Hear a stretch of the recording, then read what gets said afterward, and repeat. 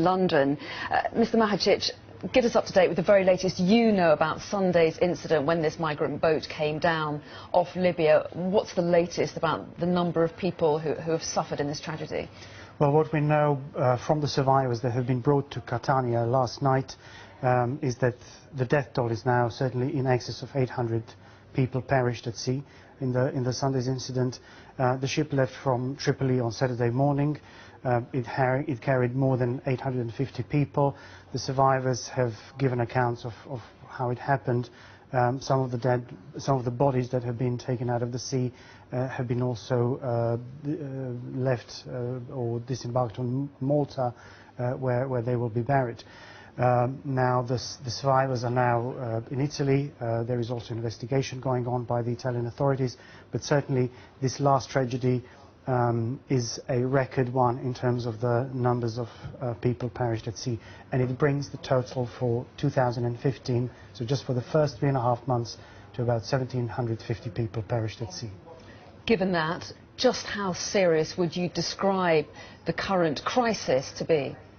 Well, compared to the same period last year, we are already seeing an increase in numbers. The last number alone was already a record one. 218,000 people made the crossing to Italy, to Greece, to Spain, Malta, Cyprus.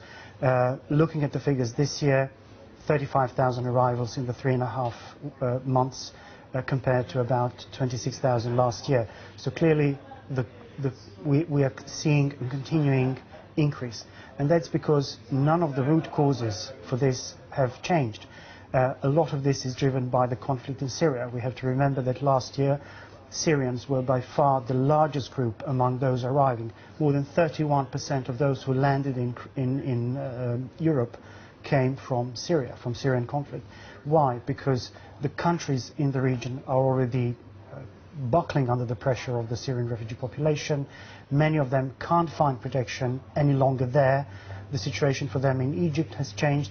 The collapse of law and order in Libya tremendously contributed to pushing the push factors, and of course these are the results. So what can be done given that situation and the situations that these migrants are fleeing from? Can anything be done in those countries to stop people feeling the need to escape? Well, it's not a simple answer to this question. It's a very complex issue. On one hand, in the long term, one needs to look at the root causes and address the situation in Syria. Only the peace in Syria will end the suffering for Syrian people and remove the need to flee and seek safety in Europe. The situation in sub-Saharan Africa, the conflict in Central African Republic, the collapse of law and order in Libya, all of these elements are contributing, and they need to be addressed. But in the immediate measures, we need a robust search and rescue operation in the Mediterranean, because that saves lives. For us, the priority needs to be with saving lives. We also need a better burden and responsibility sharing mechanism among the European countries, because the fact that these people disembarked in Malta or in Italy does not make this the sole problem for these countries. We've seen in the European Action Plan a commitment to asylum procedures, relocation, resettlement. These need to be firm commitments in terms of the resettlement, especially for Syrians and those who are fleeing conflict and persecution.